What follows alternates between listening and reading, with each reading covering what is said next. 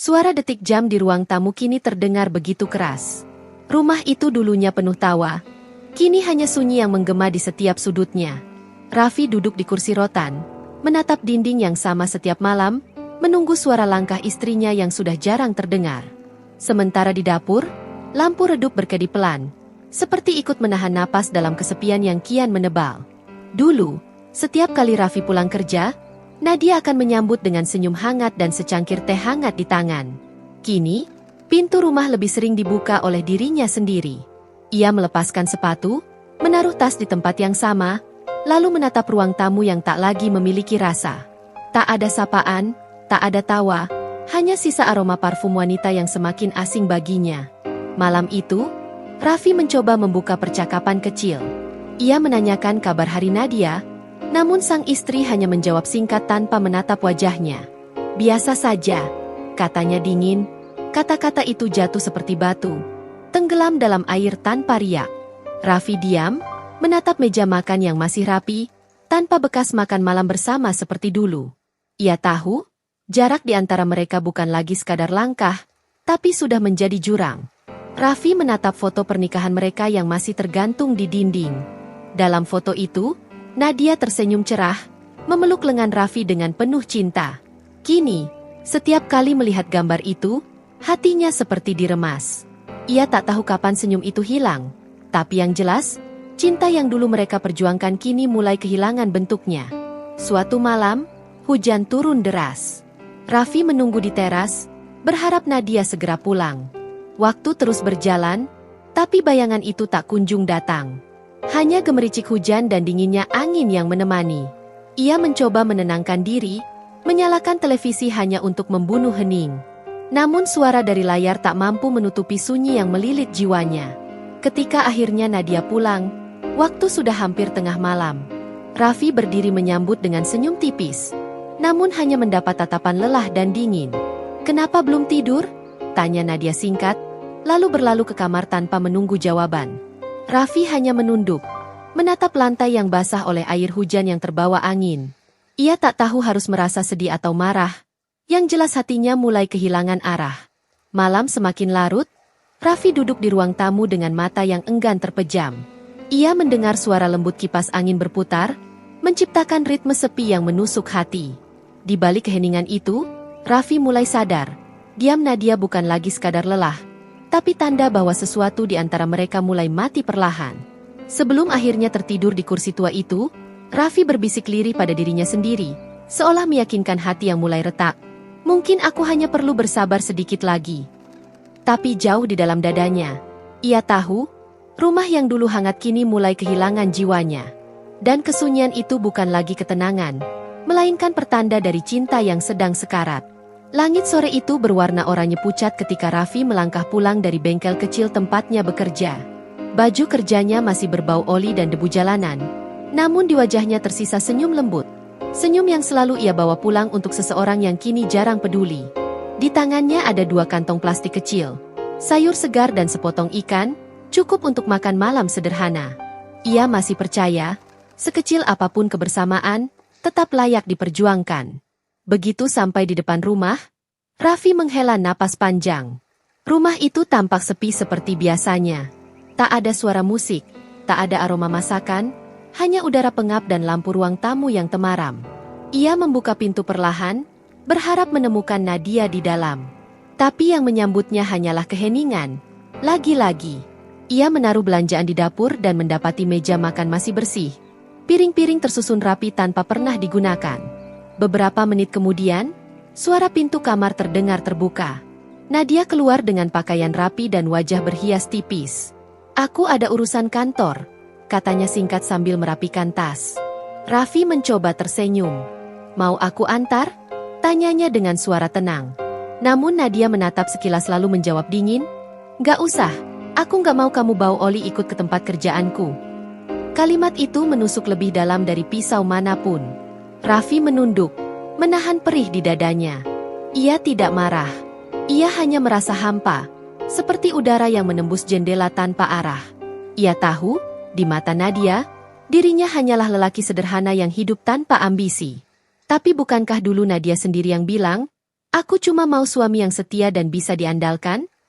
Lalu sejak kapan kesetiaan menjadi sesuatu yang membosankan? Malam itu, Raffi menyiapkan makan malam sendirian. Ia menata 2 piring di meja, masih berharap Nadia pulang dan duduk di hadapannya seperti dulu. Tapi jarum jam terus berputar hingga melewati tengah malam, dan kursi di seberangnya tetap kosong. Ia memandangi makanan yang mulai dingin, lalu menutup matanya pelan. Mungkin besok, gumamnya lirih, seolah menenangkan hati yang sudah terlalu lelah berharap. Beberapa hari berlalu dengan pola yang sama. Raffi berangkat pagi, pulang sore, selalu dengan senyum yang dipaksa, selalu membawa belanja kecil dan harapan besar. Namun setiap kali membuka pintu rumah, yang ia temukan hanyalah ruang kosong tanpa sambutan. Nadia makin sering tak ada di rumah, dan ketika hadir pun, wajahnya lebih sering menatap layar ponsel daripada menatap suaminya sendiri. Di malam ke-7, hujan turun lagi. Raffi duduk di teras, menatap jalan yang becek dan gelap. Ia memegang payung tua, payung yang dulu sering mereka gunakan berdua saat masih berpacaran. Kini payung itu berkarat, seperti kisah cinta mereka yang perlahan memudar.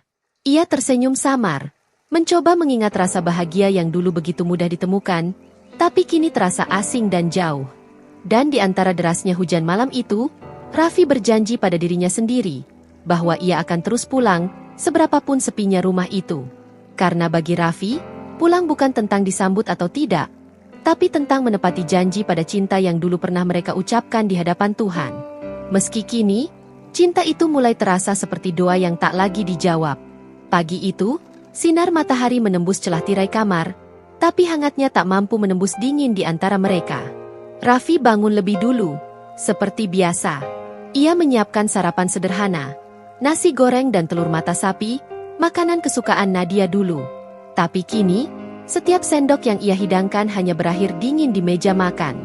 Nadia keluar kamar sambil menatap jam tangan, tak sempat melirik masakannya. "Aku buru-buru," katanya dingin, lalu pergi tanpa sempat mencicipi. Pintu menutup keras, meninggalkan Raffi dalam hening yang menyayat. Setelah kepergian Nadia, rumah itu seperti kehilangan napas.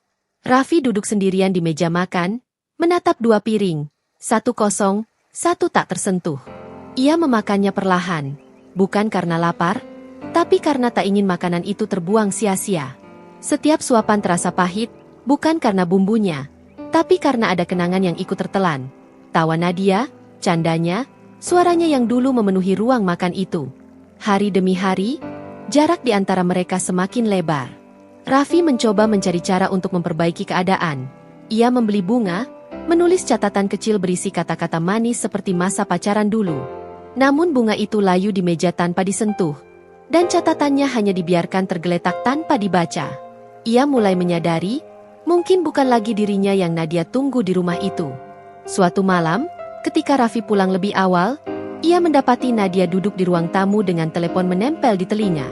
Wajahnya tampak lembut, matanya berbinar, tapi bukan karena melihat suaminya, melainkan karena mendengar suara di seberang sana. Begitu menyadari kehadiran Raffi, Nadia buru-buru mematikan ponselnya. "Itu siapa?" tanya Raffi pelan. "Teman kantor," jawab Nadia cepat, tanpa menatap mata suaminya. Malam itu, Raffi duduk di tepi ranjang, menatap punggung istrinya yang membelakangi. Ia ingin bicara, ingin menumpahkan isi hatinya, tapi setiap kali membuka mulut, yang keluar hanya helaan napas panjang. Ia takut kalau bicara, semuanya justru akan hancur. Maka ia memilih diam. Tapi diam itu justru membuat luka semakin dalam. Luka yang tak berdarah, namun terasa perih hingga dada. Di hari berikutnya, Raffi mulai memperhatikan hal-hal kecil yang dulu tak pernah ia sadari. Parfum baru di meja rias, pakaian yang tak pernah ia lihat sebelumnya, dan cara Nadia tersenyum pada layar ponselnya. Ia tahu, sesuatu sedang berubah, tapi hatinya masih menolak untuk percaya.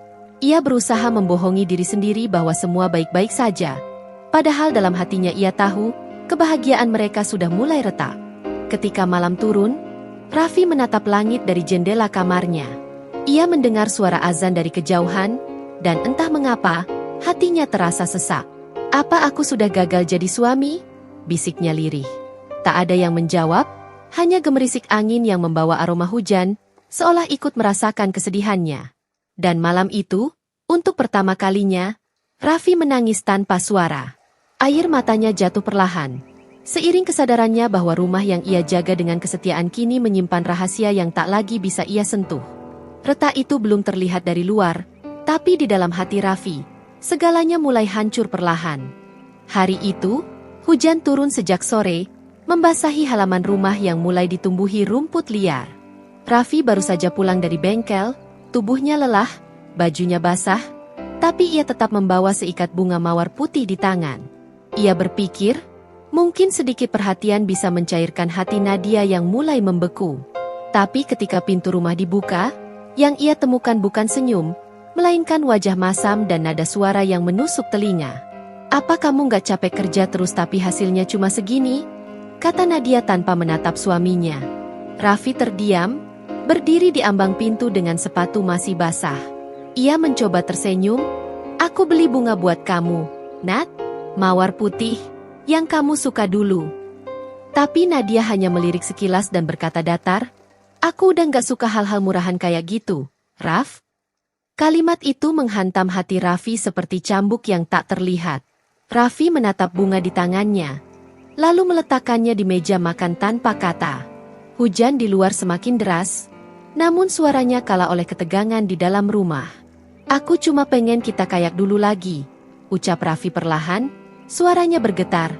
Nadia malah menghela napas panjang, seolah lelah mendengar suara suaminya sendiri. "Kamu tuh gak berubah ya, selalu ngomong hal-hal gak penting. Aku capek, Raf, hidup sama kamu gak ada arah." Kata-kata itu menembus jantungnya. Raffi menatap wajah istrinya, mencari sedikit kasih yang mungkin tersisa, tapi tak ia temukan apa-apa di sana selain dingin dan kebosanan. Ia ingin menjawab, ingin berteriak, tapi tak sanggup. Lidahnya keluh, hatinya remuk. Ia hanya berdiri diam, dan justru diam itu yang membuat Nadia semakin marah. "Kamu tuh gak pernah ngelawan, gak pernah punya pendirian. Aku butuh suami, bukan patung." Raffi menunduk. Ia tahu, jika ia bicara, hanya akan menambah luka. Maka ia memilih diam. Walau setiap detik keheningan itu terasa seperti duri yang menancap di dadanya. Ia berjalan ke kamar, melepaskan jaket basahnya, dan duduk di tepi ranjang. Air matanya jatuh diam-diam, tapi bukan karena marah, melainkan karena merasa gagal menjaga cinta yang dulu begitu ia jaga dengan sepenuh hati. Beberapa jam kemudian, Nadia mengetuk pintu kamar. "Aku keluar bentar, jangan tungguin," katanya tanpa ekspresi. Raffi hanya mengangguk, meski dadanya bergetar hebat. Ia tahu, keluar bentar, itu bukan berarti pergi ke minimarket seperti dulu. Ia tahu, ada sesuatu yang mulai disembunyikan, sesuatu yang lebih menyakitkan daripada ucapan manapun. Tapi ia tetap tidak bertanya. Ia tetap diam. Ketika pintu tertutup, Raffi berjalan ke meja makan, melihat bunga mawar putih yang sudah layu. Ia menggenggamnya erat. Kelopak-kelopak bunga itu hancur di tangannya. Ia tersenyum pahit sambil berbisik, "Aku masih sayang kamu, Nat, meski kamu gak sadar kalau ucapanmu tadi membunuhku perlahan."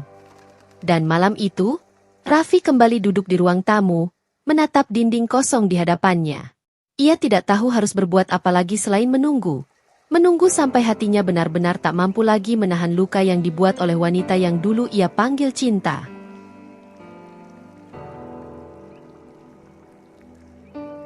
Sejak malam penuh kata tajam itu, suasana rumah semakin beku. Raffi dan Nadia nyaris tak saling bicara. Pagi hanya diisi suara sendok dan piring, tanpa sapaan, tanpa senyum. Raffi masih berusaha memulai percakapan, tapi setiap kata yang keluar selalu berakhir dengan jawaban pendek yang membuat hatinya semakin teriris. Ia tahu, jarak mereka bukan lagi soal waktu, tapi soal hati yang sudah tak saling mencari. Suatu sore, ketika Raffi baru saja tiba di depan rumah, ia melihat mobil asing terparkir di halaman. Jantungnya berdegup cepat. Di ruang tamu, ia mendapati Nadia sedang tertawa kecil. Tawa yang sudah lama tak terdengar, bersama seorang pria berpakaian rapi. Pria itu berdiri begitu percaya diri, dan di tangannya ada kotak kecil berisi kue mahal. "Oh, ini suamiku," ucap Nadia dengan nada datar saat menyadari Raffi datang. "Raf, ini Dimas, Teman kuliahku dulu. Raffi tersenyum sopan, berusaha menutupi guncangan yang mulai tumbuh di dadanya. Senang bertemu, katanya pelan. Dimas menjabat tangan Raffi dengan tatapan yang sulit diartikan, campuran iba dan kesombongan. Selama pertemuan itu, Nadia terlihat hidup kembali.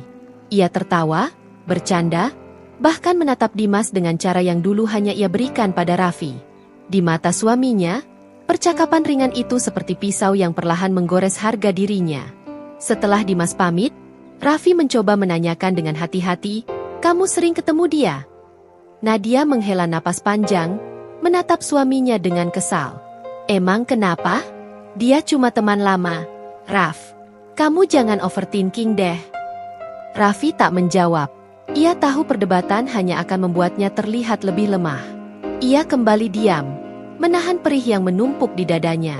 Tapi diam kali ini terasa lebih berat dari sebelumnya.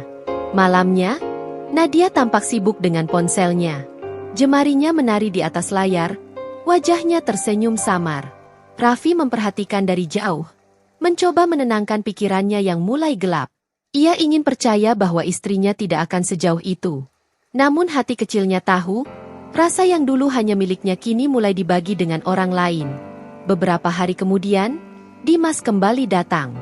Kali ini tanpa pemberitahuan. Raffi sedang mencuci motor di halaman ketika mobil itu berhenti di depan rumah. "Nadia ada?" tanya Dimas santai. Raffi mengangguk pelan, menahan rasa tak nyaman yang makin menusuk. Dari balik jendela, ia melihat istrinya menyambut tamu itu dengan senyum yang sudah lama tak ia lihat. Senyum yang dulu membuat Raffi jatuh cinta, kini terasa seperti pengkhianatan.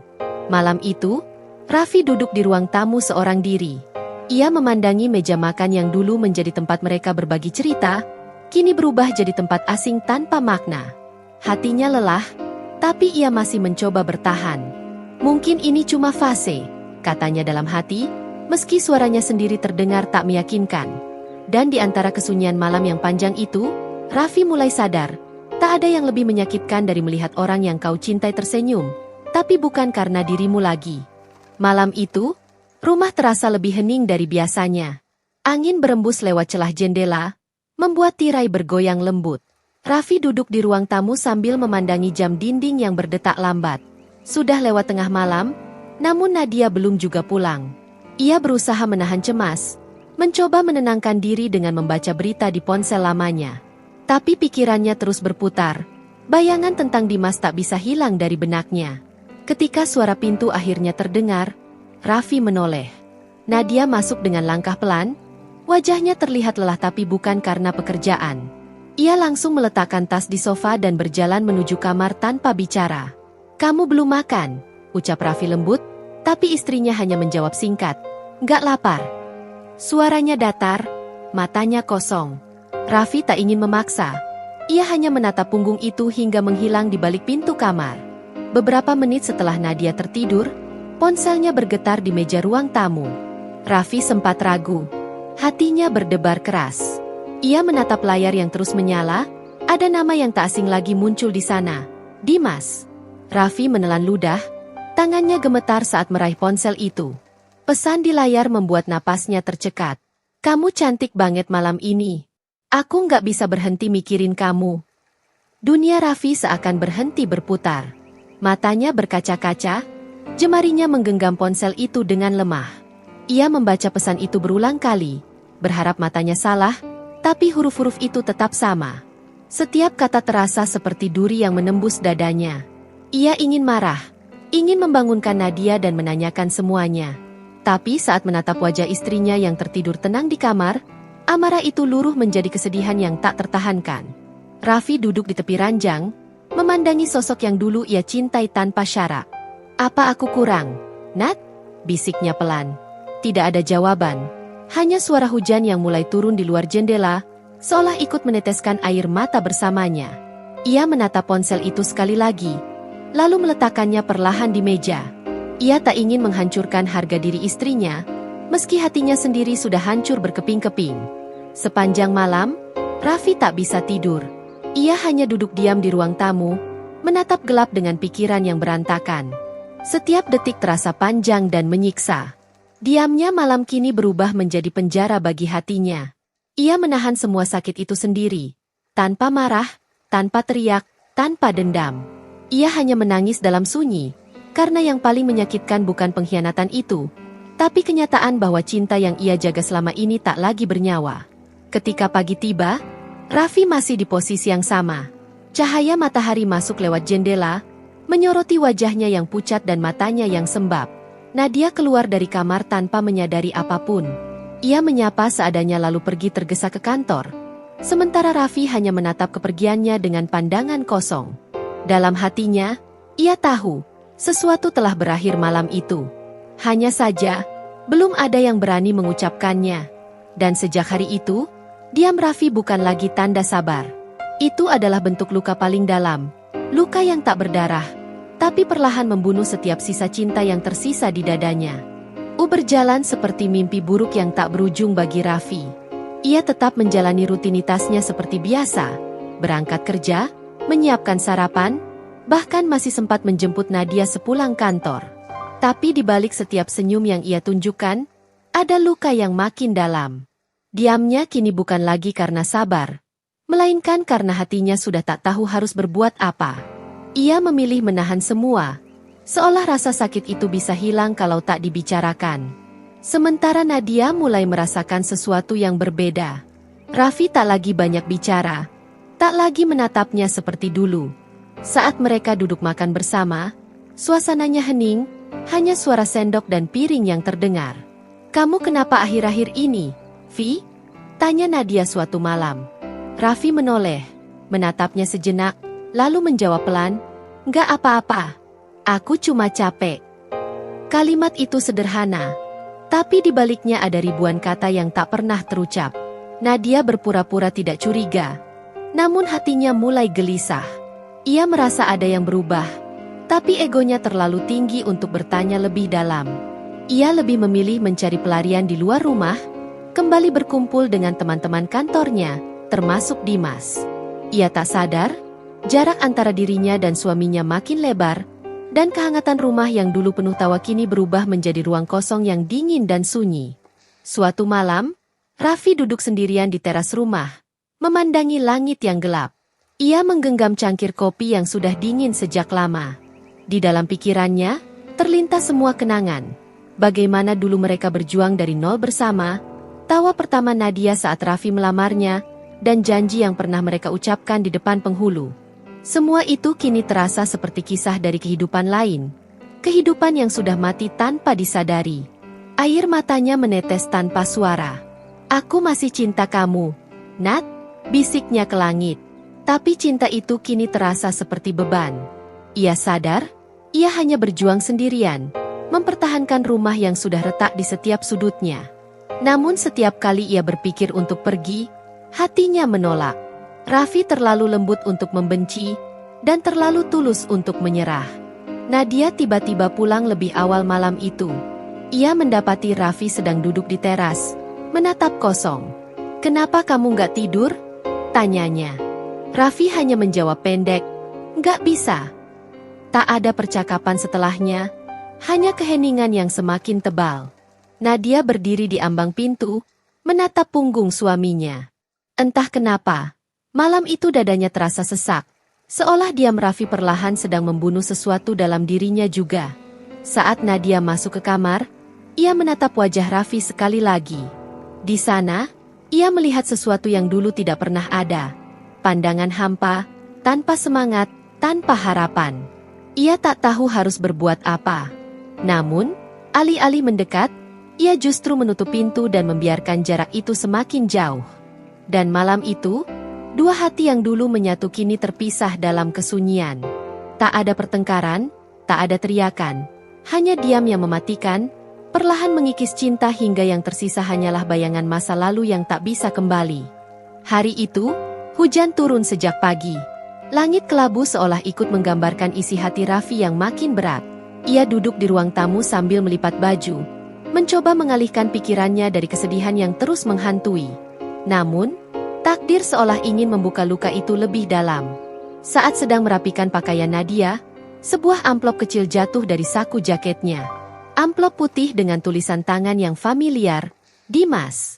Tangan Raffi bergetar ketika membukanya. Di dalamnya, ada selembar surat dan 2 tiket pesawat menuju Bali, keberangkatan akhir pekan ini. Surat itu berisi kalimat singkat yang menohok jantungnya.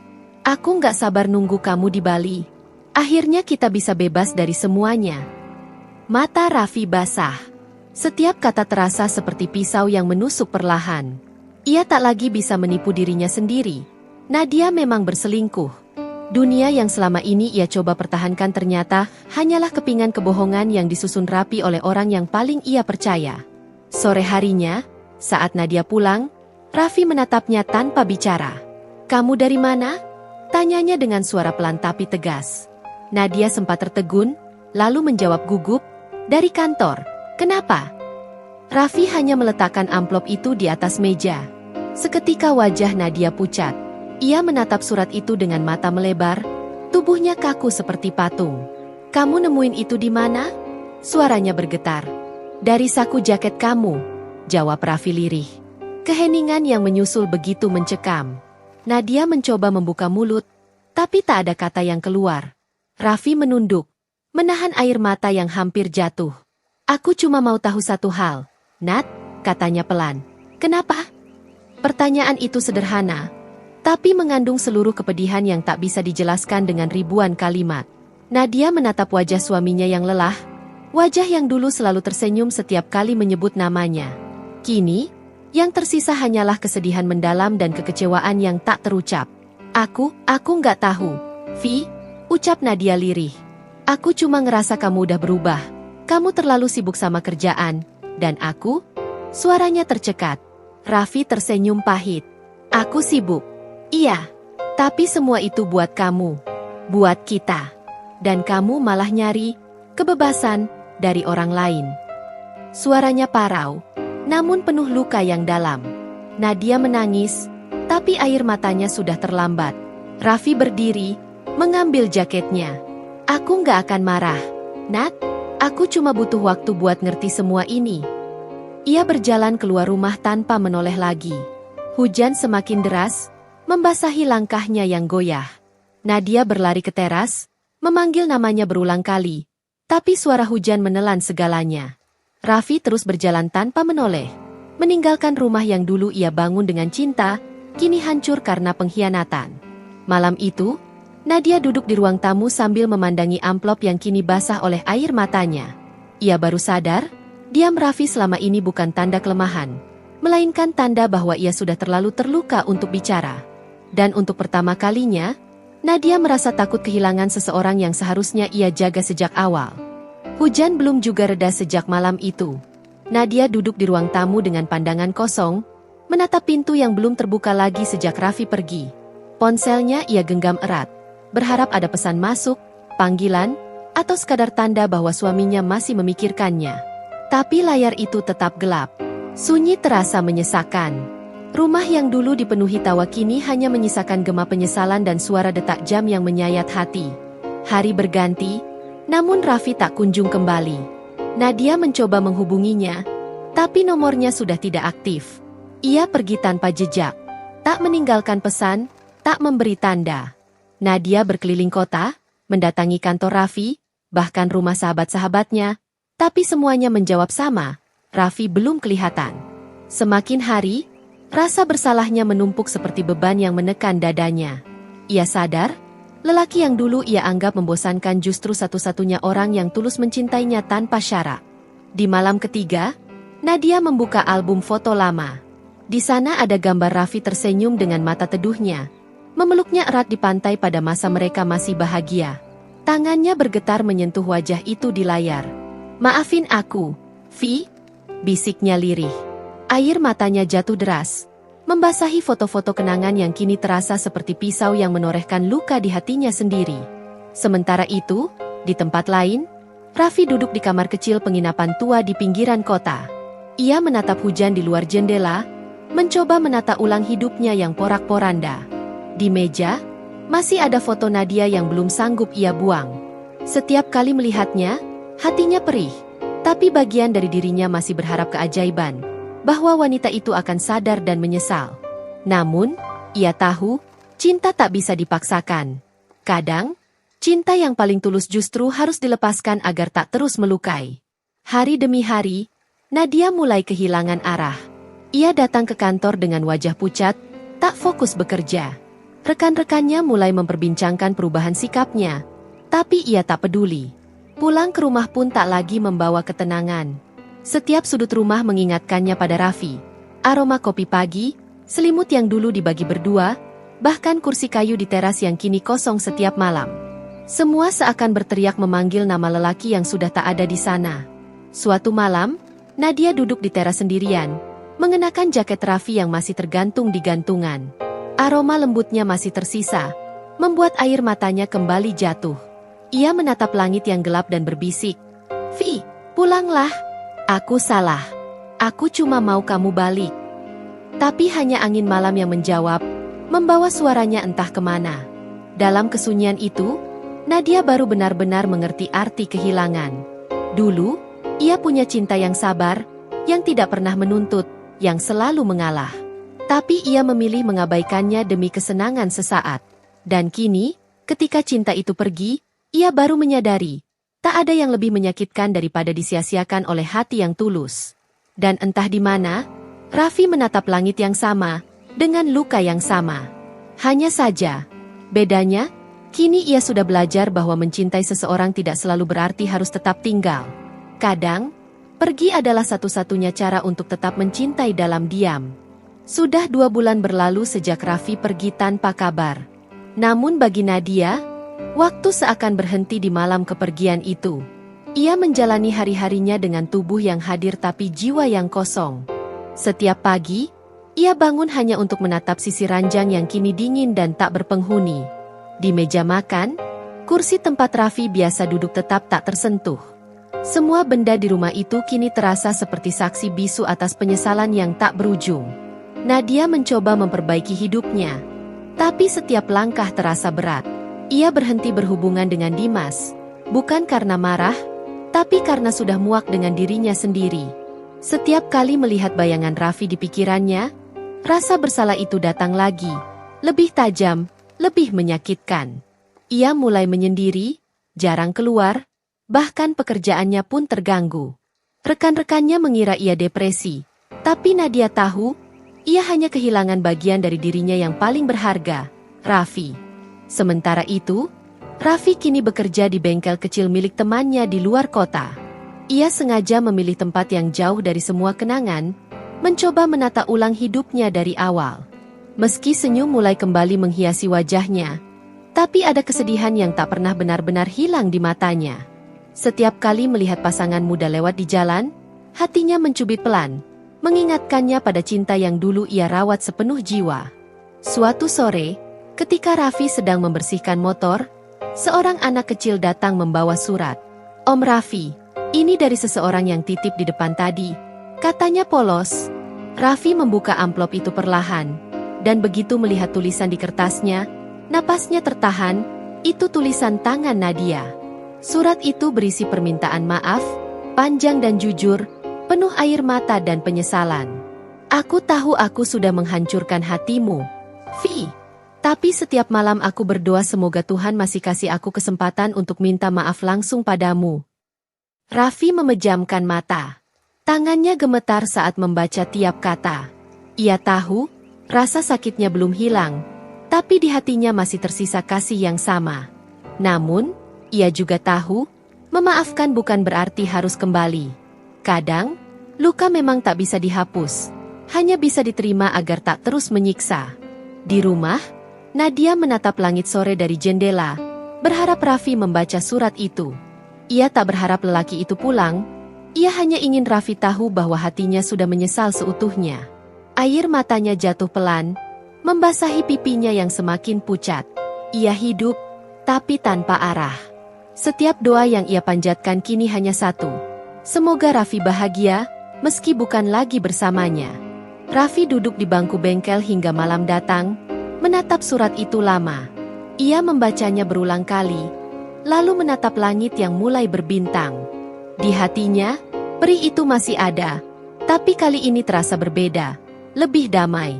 Ia berbisik pelan, Aku maafin kamu, Nat, tapi aku nggak bisa balik.